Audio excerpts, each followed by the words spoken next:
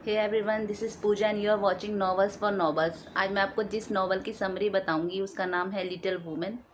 ये लुइसा मे अल्कॉट का बहुत ही फेमस नॉवल है। इसमें 795 पेजेस हैं और ये जब पब्लिश हुआ था ओरिजिनली तो ये 2 वॉल्यूम्स में पब्लिश हुआ था। 1868 और 1869 में ये पब्लिश हुआ था 2 वॉल्यूम्स में। लेकिन जब ये पूरा नावल एक वॉल्यूम में पब्लिश हुआ, जब ये सिंगल नावल पब्लिश हुआ बन के, तो ये 1880 में पब्लिश हुआ था। तो ये नावल जो है ये 4 सिस्टर्स पर हैं। जो मेन प्रोटैगनिस्ट हैं वो 4 सिस्टर्स हैं। उनकी लाइफ पे और वो कैसे ग्रो करती हैं उनकी लाइफ में, उनकी सिस्टरहुड पर, उनके लव अफेयर पर, उनकी फ्रेंडशिप पर। तो ये सारा जो नावल है ये इन 4 सिस्टर्स पे है।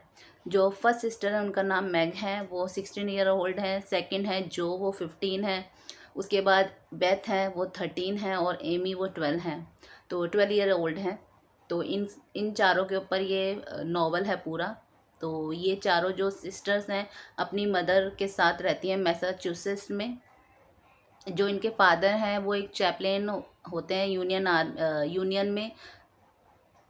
आर्मी में। जो अमेरिकन सिविल वॉर थी उसमें यूनियन आर्मी में ये चैपलेन होते हैं, पादरी होते हैं। तो ये अपनी मदर के साथ मैसाचुसेट्स में चारों बहनें रहती हैं। जो हैं वो अपना घर का टेक केयर करने के लिए जो 4 चिल्ड्रंस होते हैं उनके पास के, उनको पढ़ाती हैं, ट्यूटर करती हैं उनका। और ये बहुत ही सुंदर और बहुत ट्रेडिशनल होती हैं। एक जैसे होता है ना एक आइडियल गर्ल, ये वैसी होती हैं। जो हैं वो टॉम बॉयश गर्ल होती हैं, टॉम बॉय जैसा उनका किरदार है, इसमें करेक्टर हैं। उसके बाद जो बेथ हैं, वो घर में रहती हैं, बहुत ही शाई हैं और वो घर में रहती हैं। वो अपनी मदर की हाउस वर्क में हेल्प करती हैं। तो वो घर में रहती हैं और वो एक तरह से पीस मेकर का रोल प्ले करती हैं इनमें, क्योंकि जब भी कोई झगड़ा होता है या आपस में कुछ भी बहस हो रही थी तो वो ही सॉर्ट आउट करती हैं। तो पीस मेकर होती हैं फैमिली की। उसके बाद जो एमी है वो स्कूल जाती हैं। तो जब एक लेटर आता है कि जो मिस्टर मार्च हैं वो बीमार हो गए, इनके फादर बीमार हो गए हैं, तो उन्हें जाना पड़ेगा। तो उन्हें वॉशिंगटन जाना पड़ेगा उनकी मदर को। तो उनके रिश्तेदार हैं, उनके नेबर होते हैं मिस्टर लॉरेंस। वो कहते हैं कि मैं आपके साथ चलता हूँ मिसेस मार्च के साथ, लेकिन वो मना कर देती हैं। तो उनके साथ जॉन ब्रॉक जाते हैं, वो वॉशिंगटन जाते हैं उनके साथ। और वहाँ पे जो मैग के पेरेंट्स हैं, जो मिस्टर एंड मिसेस मार्च हैं, उन्हें बताते हैं कि वो मैग से प्यार करते हैं और इससे शादी करना चाहते हैं। तो उनको ये सुन के बहुत अच्छा लगता है, बहुत खुश होते हैं वो। लेकिन वो कहते हैं जो मैग हैं वो अभी बहुत छोटी हैं, बहुत यंग है शादी करने के लिए, तो आपको वेट करना पड़ेगा। तो वो मान जाते हैं।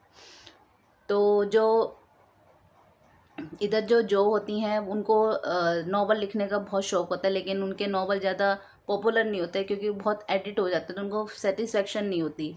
तो जो हैं वो अपनी आंट के साथ रहती हैं, मिस मार्च के साथ। वो बहुत अमीर हैं, वो उनके साथ उनके असिस्ट करती हैं, उन्हीं के साथ रहती हैं। तो एक जब मिसिस मार्च वॉशिंगटन में होती हैं मिस्टर मार्च के साथ, तो जो बेथ हैं उनको फीवर हो जाता है, वो स्कारलेट फीवर कहते हैं। उनको फीवर हो जाता है और वो बीमार हो जाती हैं बहुत। तो उनको वापस बुला लिया जाता है मिसिस मार्च को मैसाचुसेट्स में। वो वहाँ आ जाती हैं। बेथ जो होती हैं वो बहुत बीमार हो जाती हैं। तो जो होती हैं वो उनकी टेक केयर करती हैं, लेकिन एमी को भेज दिया जाता है कि वो फीवर उन्हें ना हो जाए। तो उनको उनकी आंट के पास भेज दिया जाता है कि वो अपनी आंट के साथ रहें। जो जॉन ब्रॉक हैं वो चले जाते हैं, वो सिविल वॉर में आर्मी में चले जाते हैं, लेकिन वहाँ से वापस आते हैं और कोई काम ढूंढ रहे थे कि कोई अच्छा सा काम मिल जाए जिससे कि वो घर खरीद सकें और मैग के साथ शादी कर सकें। तो वो काम ढूंढते हैं। तो बस ये इसकी नॉवल है। उसके बाद 3 इयर्स बाद का बताते हैं कि 3 इयर्स लेटर क्या होता है। जो सेकंड पब्लिश्ड हुआ था सेकंड वॉल्यूम में, उसमें बताते हैं कि 3 साल गुजर गए हैं और 3 साल बाद क्या होता है। तो जो 3 साल बाद जो इसमें दिखाया है कि मैग और जॉन की शादी हो चुकी है और उनको ट्विंस हैं।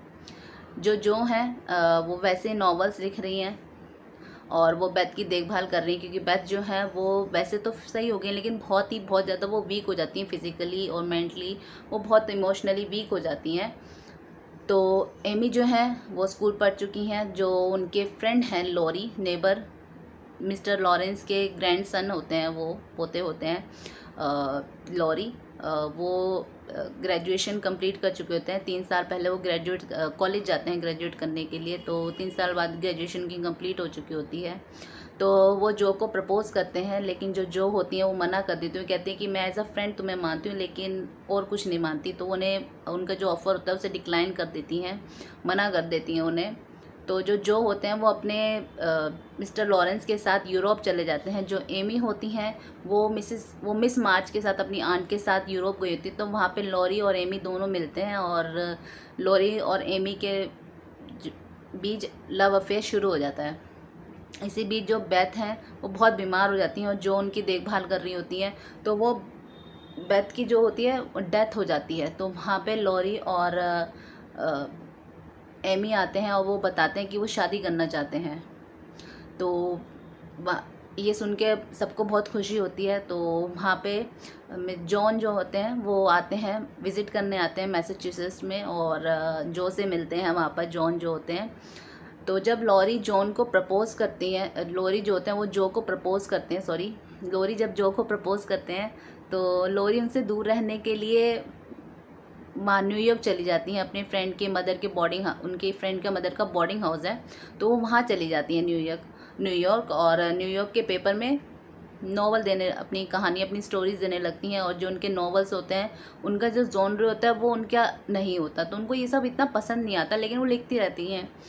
तो वहाँ पे वो जर्मन, आई थिंक जर्मन या स्पेनिश लैंग्वेज सीखने जाती हैं। तो वहाँ पे उन्हें